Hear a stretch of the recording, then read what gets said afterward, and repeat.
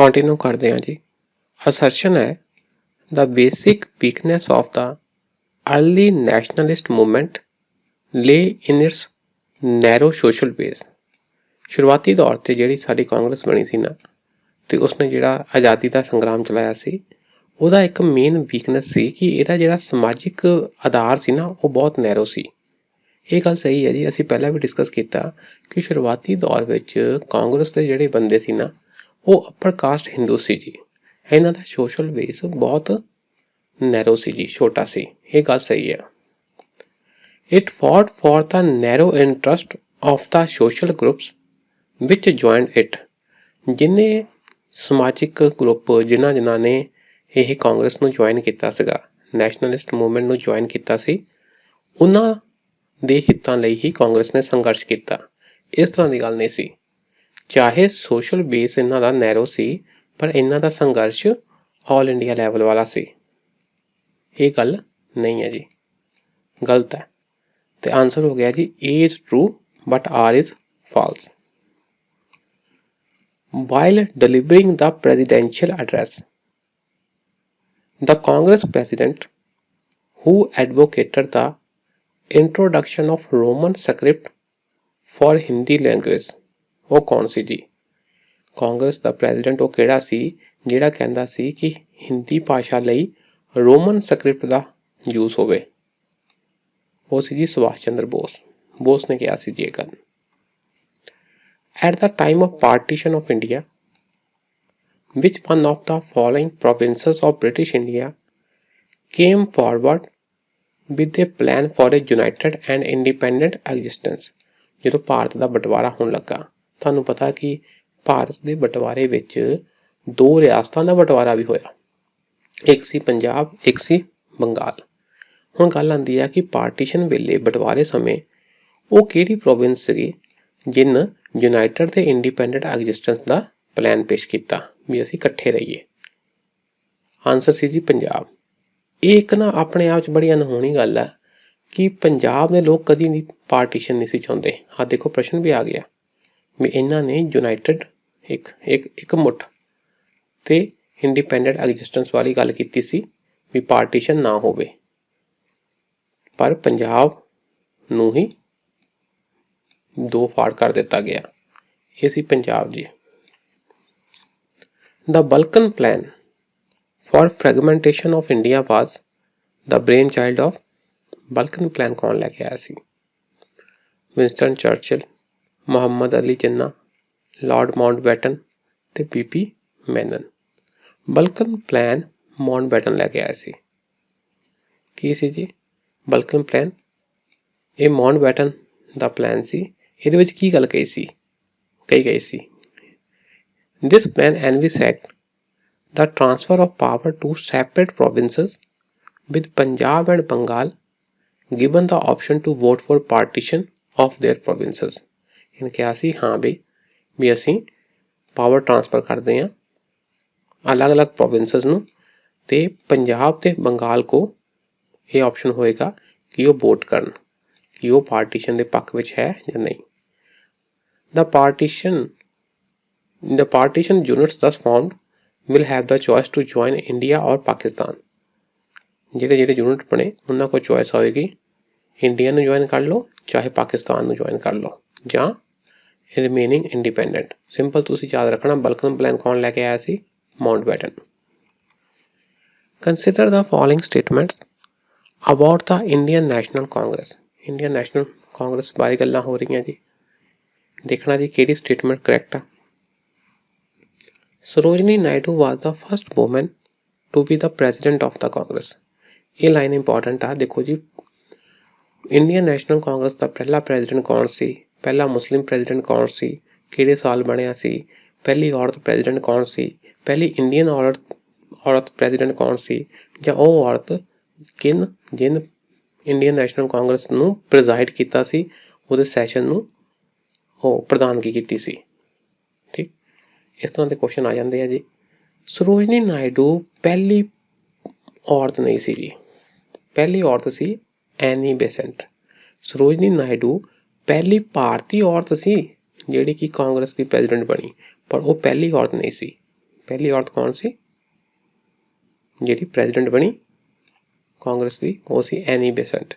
ਤਾਂ ਜਿਨ ਕਾਂਗਰਸ ਦੇ ਸੈਸ਼ਨ ਨੂੰ ਪ੍ਰੈਜ਼ਾਈਡ ਕੀਤਾ ਸੀ, ਇੱਕ ਬੈਠਕ ਦੀ ਪ੍ਰਧਾਨਗੀ ਕੀਤੀ ਸੀ, ਉਹ ਸੀ ਜੀ ਕਾਦੰਬਿਨੀ ਗਾਂਗੁਲੀ। ਇਸ ਲਈ ਪਹਿਲਾ ਪੁਆਇੰਟ ਹੋ ਗਿਆ ਜੀ ਗਲਤ। ਜੇ ਪਹਿਲਾ ਪੁਆਇੰਟ ਗਲਤ ਹੋ ਗਿਆ, ਚੱਕੋ ਜੀ, ਆਹ ਚੱਕ ਹੋ ਗਿਆ ਤੇ ਆਹ ਚੱਕ ਹੋ ਗਿਆ। ਆਨਸਰ ਹੈ ਜੀ ਦੂਜਾ ਚੌਥਾ ਜਾਂ ਦੂਜਾ ਤੀਜਾ ਚੌਥਾ। ਹੁਣ ਅਸੀਂ ਦੂਜਾ ਤੇ ਚੌਥੇ ਨੂੰ ਤਾਂ ਸਹੀ ਮੰਨ ਸਕਦੇ ਹਾਂ, ਤੀਜੇ ਤੇ ਕੁੰਡੀ ਅੜ ਗਈ। ਤੀਜੇ ਨੂੰ ਦੇਖ ਲੈਂਦੇ ਜੀ। The first Britisher to become the president of the Congress was Allan Octavian Hume, A.O. Hume, the first Britisher ਜਿਹੜਾ ਕਾਂਗਰਸ ਦਾ ਪ੍ਰੈਜ਼ੀਡੈਂਟ ਬਣਿਆ। ਸਾਨੂੰ ਇਹ ਪਤਾ ਕਿ A.O. Hume ਨੇ ਬਹੁਤ ਅਹਿਮ ਭੂਮਿਕਾ ਨਿਭਾਈ ਸੀ ਕਾਂਗਰਸ ਦੇ ਹੋਂਦ ਵਿੱਚ ਆਉਣ ਲਈ। ਕਾਂਗਰਸ ਦੇ ਨਿਰਮਾਣ ਵਿੱਚ A.O. Hume ਨੇ ਅਹਿਮ ਭੂਮਿਕਾ ਨਿਭਾਈ ਸੀ, ਪਰ ਇਹ ਪ੍ਰੈਜ਼ੀਡੈਂਟ ਨਹੀਂ ਸੀ ਬਣਿਆ ਜੀ। ਇਹ ਫਸਟ ਬ੍ਰਿਟਿਸ਼ ਪ੍ਰੈਜ਼ੀਡੈਂਟ ਨਹੀਂ ਸੀ। ਤੀਜਾ ਹੋ ਗਿਆ ਗਲਤ, ਇਹਨੂੰ ਵੀ ਚੱਕ ਦੋ। ਆਨਸਰ ਹੈ ਜੀ ਬੀ, ਦੂਜਾ ਤੇ ਚੌਥਾ ਸਹੀ ਹੈ। C.R. Dass was in prison when he functioned as the president of the Congress. C.R. Dass ਜਦੋਂ ਕਾਂਗਰਸ ਦਾ ਪ੍ਰੈਜ਼ੀਡੈਂਟ ਬਣਿਆ ਉਸ ਵੇਲੇ ਉਹ ਜੇਲ੍ਹ ਵਿੱਚ ਸੀਗਾ। ਗੱਲ ਸਹੀ ਹੈ ਜੀ। Alfred Webb was the president of the Congress in 1894. ਠੀਕ ਹੈ ਜੀ, ਇਹ ਤਾਂ ਹੁਣ ਚਲੋ ਆਟੋਮੈਟਿਕਲੀ ਸਹੀ ਹੋ ਹੀ ਗਿਆ। ਅੱਗੇ ਦੇਖੋ, ਦੇਖੋ ਪੜ੍ਹ ਲਈਏ। ਸਰੋਜਨੀ ਨਾਇਡੂ ਇਹ ਦੂਜੀ ਔਰਤ ਸੀ ਜੋ ਕਾਂਗਰਸ ਦੀ ਪ੍ਰਧਾਨ ਬਣੀ। ਕਦੋਂ ਬਣੀ ਸੀ ਜੀ? 1925 ਵਿੱਚ ਕਾਨਪੁਰ ਸੈਸ਼ਨ 'ਚ। ਤੇ ਪਹਿਲੀ ਔਰਤ ਕੌਣ ਸੀ? ਐਨੀ ਬੇਸੈਂਟ 1917 ਵਿੱਚ ਕਲਕੱਤਾ ਸੈਸ਼ਨ ਵਿੱਚ ਬਣੀ ਸੀ ਪ੍ਰਧਾਨ। A.O. Hume 1885 ਵਿੱਚ INC ਦਾ ਸੰਸਥਾਪਕ ਸੀ, ਪ੍ਰੈਜ਼ੀਡੈਂਟ ਨਹੀਂ ਸੀ, ਸੰਸਥਾਪਕ ਸੀ।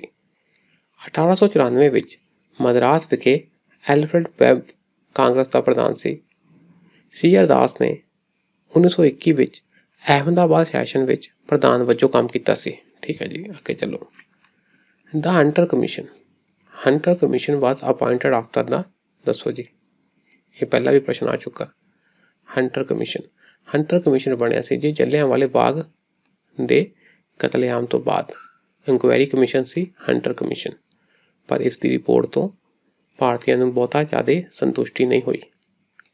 ਇੱਕ ਹਿਸਾਬ ਦਾ ਨਾ ਪੱਲਾ ਜਿਹਾ ਝਾੜਿਆ ਸੀ।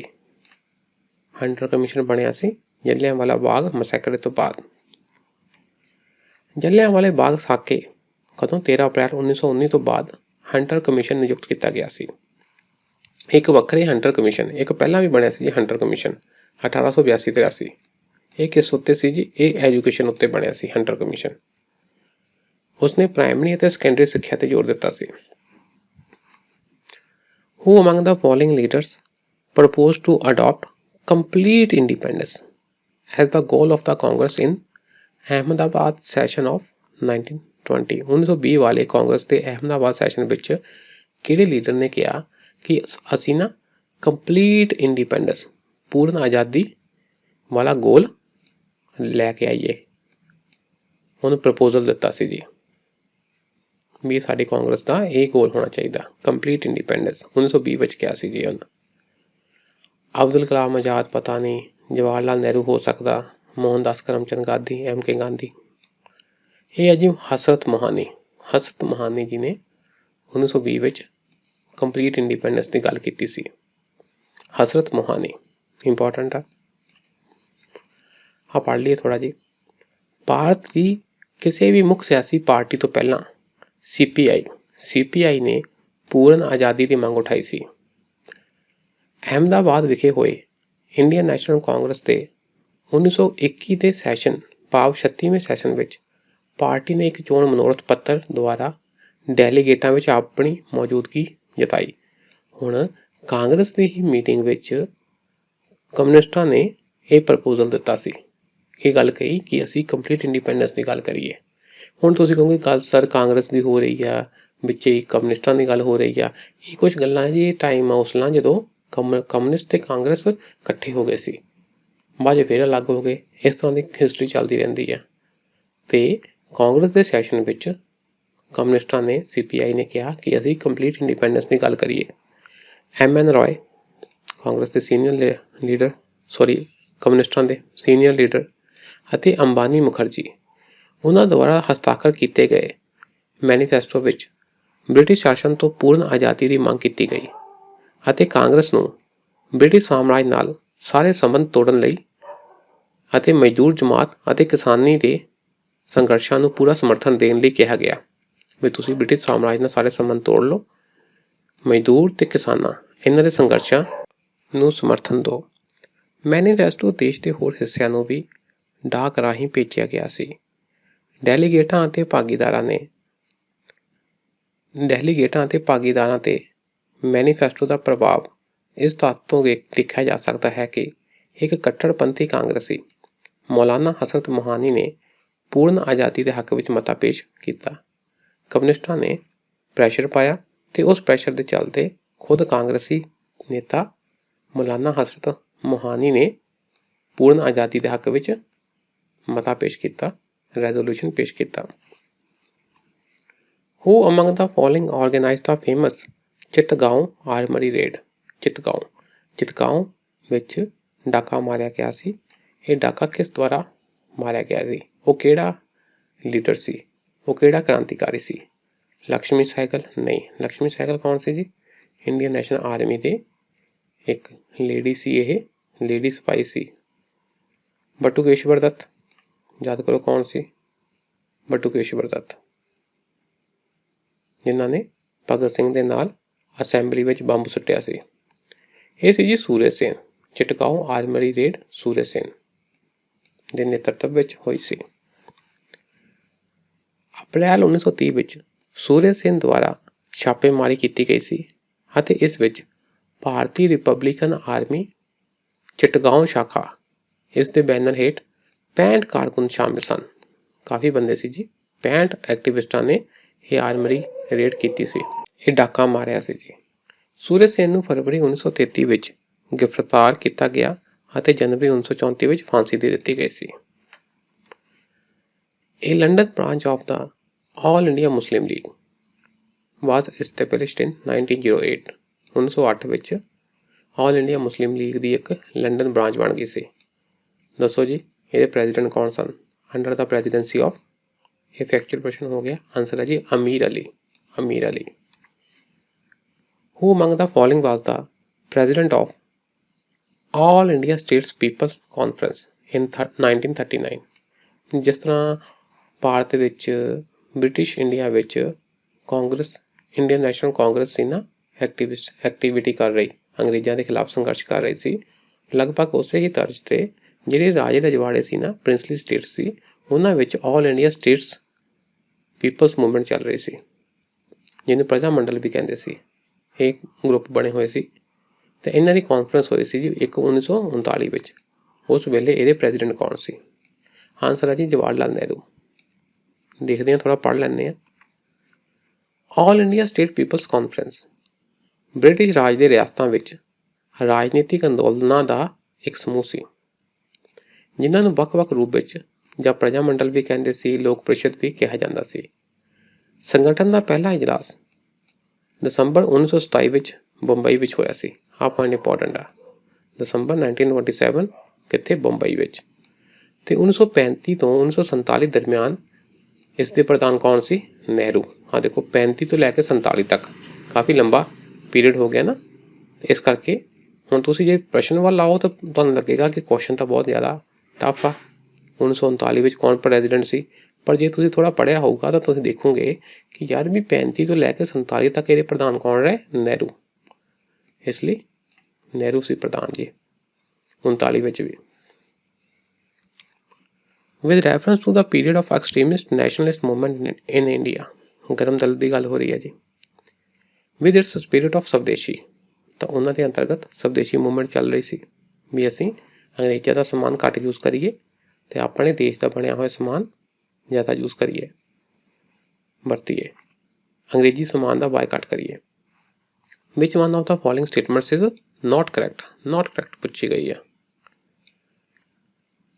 ਲਿਆਕਤ Hussain led the Muslim peasants of Barisal in their agitation. ਪਤਾ ਨਹੀਂ ਜੀ ਸਾਨੂੰ, ਇਹ ਥੋੜਾ ਟਫ ਪ੍ਰਸ਼ਨ ਹੈ ਜੀ। ਆਨਸਰ ਆਹੀ ਆ, ਆਹ ਗਲਤ ਹੈ। ਇਹ ਲਿਆਕਤ ਹੁਸੈਨ ਨਹੀਂ ਸੀ। ਲਿਆਕਤ ਹੁਸੈਨ ਨੇ ਬਾਰਿਸਲ ਕਿਸਾਨ ਅੰਦੋਲਨ ਦੀ ਅਗਵਾਈ ਨਹੀਂ ਕੀਤੀ ਸੀ। ਬ੍ਰਾਈਸਲ ਅੰਦੋਲਨ ਕੀ ਸੀਗਾ? ਸਿਵਲ ਨਾਫਰਮਾਨੀ ਅੰਦੋਲਨ ਦੌਰਾਨ ਬ੍ਰਾਈਸਲ ਅੰਦੋਲਨ ਲੂਣ ਤੋੜਨ ਲਈ ਸੀ, ਸਾਲਟ ਲਾ ਤੋੜਨ ਲਈ ਸੀ, ਵੀ ਅਸੀਂ ਆਪਣੇ ਖਾਣ ਲਈ ਖੁਦ ਨਮਕ ਬਣਾ ਸਕਦੇ ਹਾਂ। ਜਦੋਂ ਤੁਸੀਂ ਪੜ੍ਹੋਗੇ ਨਾ ਕਿ ਸਿਵਲ ਨਾਫਰਮਾਨੀ ਅੰਦੋਲਨ ਚੱਲਿਆ ਤਾਂ ਉਹਦੇ ਤਰਜ਼ ਤੇ ਉਸੇ ਵੇਲੇ ਦੇਸ਼ ਦੇ ਵੱਖ-ਵੱਖ ਹਿੱਸਿਆਂ ਵਿੱਚ ਅੰਦੋਲਨ ਚੱਲਿਆ ਸੀ ਜੀ ਲੂਣ ਤੋੜਨ ਲਈ। ਉਹ ਸੀ ਜੀ ਉਹਨਾਂ ਵਿੱਚ ਇੱਕ ਸੀ ਜੀ ਬ੍ਰਾਈਸਲ ਕਿਸਾਨ ਅੰਦੋਲਨ। ਥੋੜਾ ਪੜ੍ਹ ਲਈਏ ਜੀ। ਬਾਕੀ ਸਟੇਟਮੈਂਟਾਂ ਸਹੀ ਆ, ਪਹਿਲੀ ਵਾਲੀ ਹੋ ਗਈ ਗਲਤ, ਬਾਕੀ ਸਹੀ ਹੈ ਜੀ। In 1889, the scheme of national education was formulated by Satish Chandra Mukherjee। ठीक है जी। The Bengal National College was founded in 1906 with Aurobindo as the president। ठीक है जी। Tagore preached the cult of Atam Shakti, the main plank of which was social and economic regeneration of the villages। Tagore ਨੇ ਆਤਮ ਸ਼ਕਤੀ ਦਾ ਜਿਹੜਾ ਸੀ cult ਹੁੰਦਾ ਜੀ ਧਰਮ, ਉਹ ਧਰਮ ਨੂੰ ਉਹ ਇੱਕ ਸੈਕਟ ਨੂੰ ਪ੍ਰਮੋਟ ਕੀਤਾ, ਉਹਦਾ ਨੀਂਹ ਰੱਖੀ ਆਤਮ ਸ਼ਕਤੀ ਵੀ ਆਪਣੇ ਆਪ 'ਚ ਸ਼ਕਤੀ ਲਿਆਓ, ਤੇ ਇਹਦੀ ਕੀ ਕਿਹਾ ਸਿੱਖਿਆਵਾਂ ਦਾ ਪ੍ਰਚਾਰ ਕੀਤਾ, ਪ੍ਰੀਚ ਕੀਤਾ, ਤੇ ਇੱਕ ਇਸ ਤੇ ਫੋਕਸ ਸੀ ਸਮਾਜਿਕ ਤੇ ਆਰਥਿਕ ਤੌਰ ਤੇ ਸਾਡਾ ਪੁਨਰ ਉਥਾਨ ਹੋਵੇ। ਇਹ ਕੁਛ ਗੱਲਾਂ ਸੀ ਜੀ, ਮੇਨ ਗੱਲ ਆ ਕਿ ਇਹ ਆਨਸਰ ਆ। ਐਗਜ਼ਾਮ ਵਿੱਚ ਤੁਹਾਨੂੰ ਨਹੀਂ ਆਉਂਦਾ ਤਾਂ ਸਕਿਪ ਕਰ ਦੇਣਾ ਜੀ, ਜ਼ਿਆਦਾ ਤੁੱਕੇ ਨਹੀਂ ਮਾਰਨੇ, ਨੈਗੇਟਿਵ 'ਚ ਆਨਸਰ ਚੱਲ ਜਾਣੇ ਆ। ਠੀਕ ਹੈ ਜੀ। ਅੱਜ ਲਈ ਇੰਨਾ ਹੀ ਰੱਖਦੇ ਹਾਂ, ਬਾਕੀ ਨੈਕਸਟ ਕਲਾਸ ਕਰਦੇ ਹਾਂ। ਸ਼ੁਕਰੀਆ, ਸਤਿ ਸ਼੍ਰੀ ਅਕਾਲ।